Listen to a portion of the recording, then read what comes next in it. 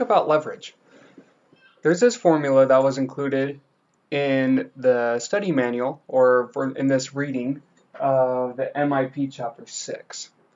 And this is the return of the portfolio, and it's showing that when you have leverage, you increase your volatility in your return, but it has a high potential of increasing your return.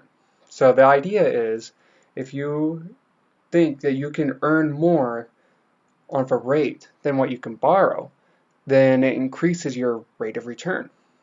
So I put an example here. So let's suppose that I have a home that I want to put up for rent. And let's say that I have this home completely paid off and it's worth $500,000, and after rent and after taxes and house upkeep, I can get $18,000 a year.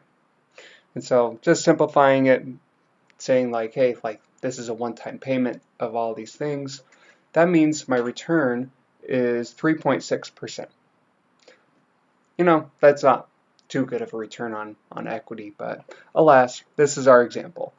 And suppose our mortgage rate is 2 3/8, and because our return is higher than our mortgage rate, then it would be beneficial to borrow. But in this scenario, we didn't borrow. And if you plug in all the things here, because we completely own the home, what we have here borrowed is 0. So this second part of this formula goes away. So the return of our portfolio is 3.6%. But let's suppose that I only put 10% down on this home. So my mortgage was $450,000, and I earned the same amount of rent after the taxes and house upkeep. You'll see that my return on my portfolio just shot up. And so now we're at like 14.5%. So hey, why not just lever up and just bring up our mortgage as high as possible in this case?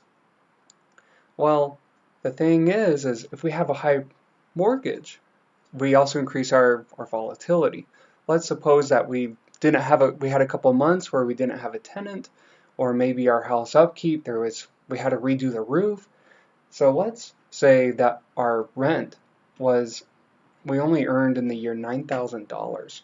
Now our return is only 1.8%, and you'll see that our return was negative. Whereas if we put less of a rent right here, then we have less than 3.6%, but it's still pretty low. If I had this house completely paid off, we'd have a return of 1.8% if we only collected $9,000 in rent. So that's the idea. Again, I'm just trying to conceptualize why this happens, of why it's magnifying. Just think of it in this way. If you only owned $50,000 worth of your home, so you had $450,000, then you're getting this amount of rent for only of return by only investing $50,000, and rather than investing the whole $500,000. Oh, I have that backwards. And so your return is just really high. And then you just have to pay you could just envision the mortgage rate being an additional fee.